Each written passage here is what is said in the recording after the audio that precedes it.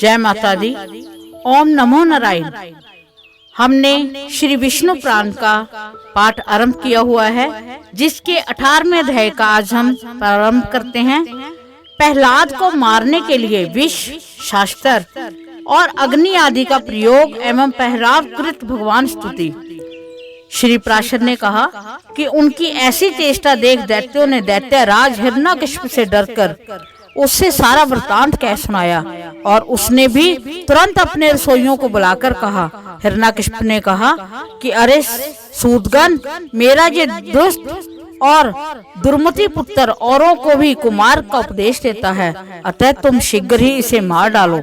तुम उसे उसके बिना जाने समस्त खाद्य पदार्थों में हलाहल विष मिलाकर दो और किसी प्रकार का सोच विचार ना करके उस पापी को मार डालो। श्री पराशर ने कहा कि तब उन रसोइयों ने महात्मा प्रहलाद को जैसे कि उनके पिता ने आज्ञा दी थी उसी के अनुसार विष दे दिया।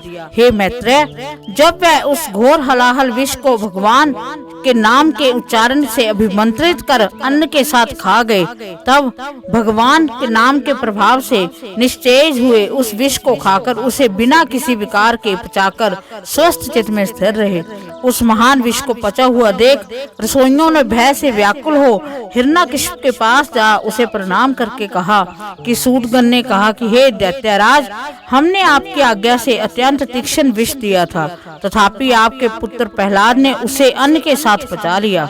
हिरण्यकशिपु ने कहा कि हे पुरोहितगण, शीघ्रता करो, उसे नष्ट करने के लिए अब कृत्य उत्पन्न करो और देरी ना करो।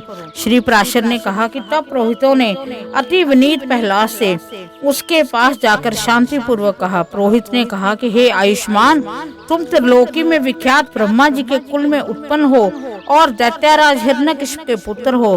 तुम्हें देवता अनंत अथवा और भी किसी से क्या प्रयोजन है? तुम्हारे पिता तुम्हारे तथा संपूर्ण लोक के आश्रय में हैं। तुम भी ऐसे ही होंगे, इसलिए तुम ये विपक्ष की स्तुति करना छोड़ दो। तुम्हारे पिता सब प्रकार प्रशंसनीय हैं और वे ही समस्त गुरुओं के परम गुरु हैं। प्रहलाद ने कहा कि हे महाभागन, ये ठीक ही है।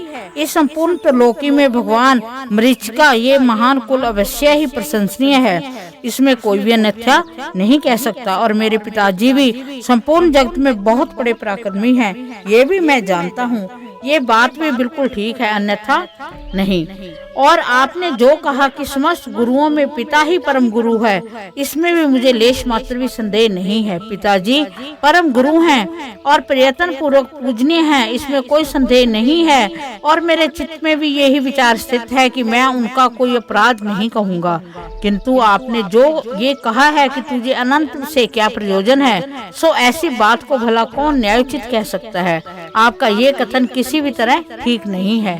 ऐसा कहकर वह उनका गौरव रखने के लिए चुप हो गए और फिर हंसकर कहने लगे, तुझे अनंत से क्या प्रयोजन है? इस विचार को धन्यवाद है। हे मेरे गुरुगण, आप कहते हैं कि तुझे अनंत से क्या प्रयोजन है।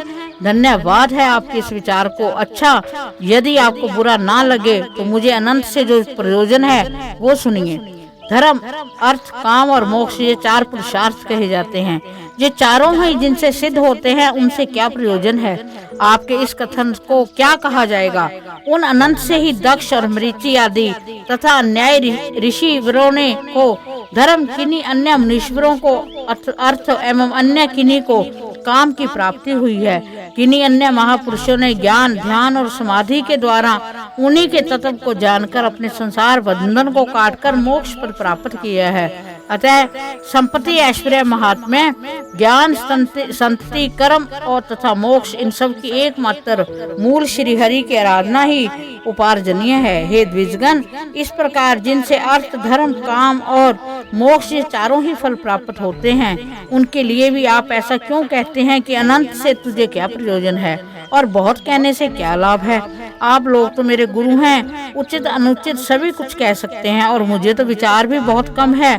इस विषय में अधिक क्या कहा जाए।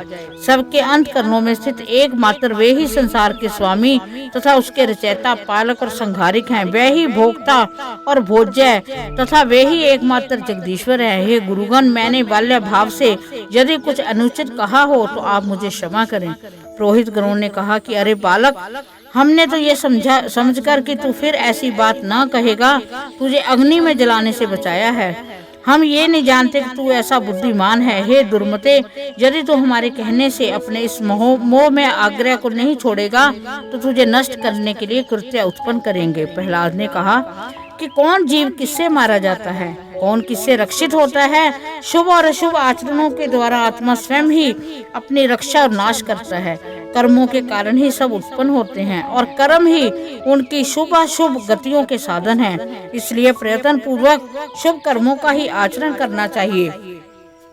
श्री पराशर ने कहा कि उनका ऐसे कहने पर उन दैत्यराज के पुरोहितों ने क्रोधित होकर अग्निशिखा के समान प्रज्वलित शरीर वाली कृत्या उत्पन्न कर दी।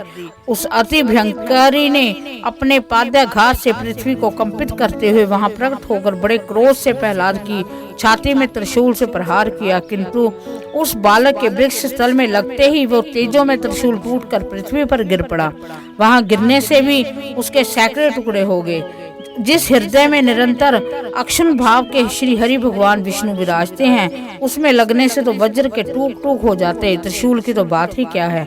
उन पापी पुरोहितों ने उस निष्पाप बालक पर कृत्या का प्रयोग किया था, इसलिए तुरंत ही उसने उन पर वार किया और स्वयं भी नष्ट हो गए।